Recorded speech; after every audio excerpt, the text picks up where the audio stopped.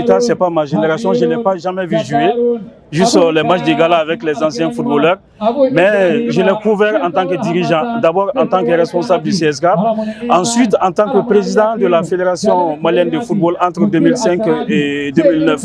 D'ailleurs, le jour de son élection, j'étais au stade du 26 mars de 8h du matin dimanche jusqu'à lundi à 4h du matin. Salif Keita a été élu président de la Fédération. C'était une fierté pour moi parce que Salif Keita, avant tout, c'est un oncle à moi, parce qu'il a joué avec mes oncles au Fleurtour, entre Dravela et Wolfsburg. Il n'y a que 10 mètres qui les séparent. Salif Keita, je l'ai couvert beaucoup, surtout quand il était président de la Fédération malienne de football, parce qu'on a fait surtout les éliminatoires de la CAN de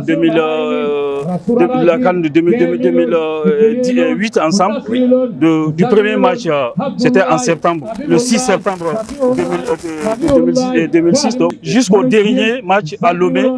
Donc j'étais avec lui, Salif Keita. Et entre-temps, j'ai accompagné Salif Keita lorsqu'il est allé signer un contrat avec la Fédération malienne et la Fédération française de football. Et ce jour-là, on était trois, Salif, Yagouadjan et moi. Alors, quand on est entré au siège de la Fédération française de football, moi j'ai versé des larmes. Parce qu'il y avait l'ancien président de la Fédération française, Jean-Pierre Escalette, qui disait ceci, mais les plus jeunes ne l'ont pas connu. Mais il a fait rêver les gens de mon âge. Donc les anciens, les Raymond Domenech, chacun parlait de ses anecdotes avec Salif Keita, comment il est venu en France, comment il jouait. Donc c'était des frissons pour moi. Ensuite, il y a eu cette chance et cet honneur de l'accompagner. C'est lui-même qui m'a choisi pour aller couvrir pour l'inauguration de mon stade. Ça va se faire à Cergy le 27 septembre, c'était en 2009. Oui. Donc moi j'ai dit, tonton, il n'y a pas de problème. Et c'est moi, grâce à Salif Sandouro qui était en France, j'ai pu avoir quand même la caméra qui était avec Salif Sandouro pour couvrir l'inauguration de ce stade.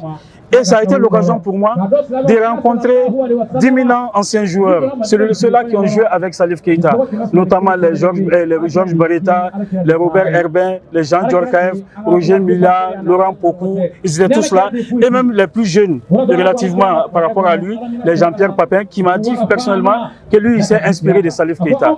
Donc, ce jour-là, moi, j'étais là ébahi, je voyais des anciens footballeurs, tous ceux qui ont joué du temps de Salif Keita, ils étaient nombreux, une centaine.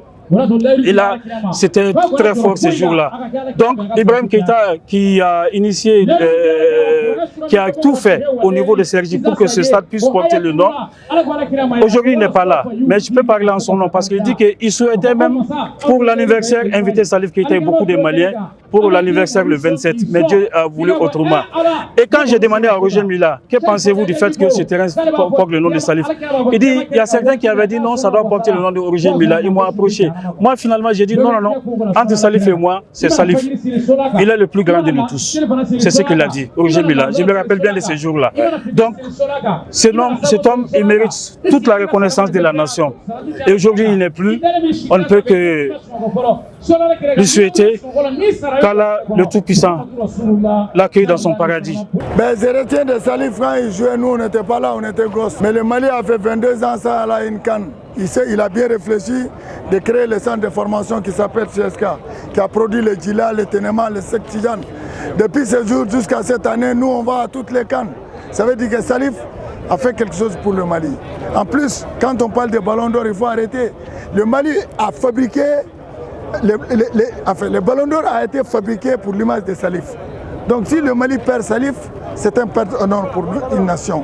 C'est pour cela, ma qualité de responsable des supporters, on a amené les supporters ici pour leur rendre un dernier hommage, dire aux autres dirigeants de ne pas être trop loin des supporters. Quand on est président de fédération, tu dois être disponible d'écouter tout le monde. Et Salif était disponible. Donc vraiment, c'est un peu ça. Et je remercie Assimi Goïta, parce que c'est le président qui a permis de faire tout ça. Ils ont organisé, c'est beaucoup de millions. Hein. Donc dire encore à Assimi, ce n'est pas un langage politique. Nous, ça nous donne du courage de faire ce qu'on est en train de faire. Et pour moi, Salif mérite, si c'est moi, 26 mars là, on donne le nom à Salif. Pourquoi? Il y a un proverbe bambara qui dit que ni terikoro-bla, et terikoro-besrien. Si on ne fait pas, on n'immortalise pas Salif à un niveau, nous qui sommes là aujourd'hui, on va avoir peur. Or que le football, c'est quoi? Ça crée toute quelque chose d'important pour un pays. La preuve, le président, son gouvernement est en train de tout. Donc, c'est une occasion d'attirer l'attention de notre gouvernement, de donner son nom, en tout cas, ou les ponts, ou en tout cas, quelque chose que nous aussi, on va prendre des références sur ça, quoi.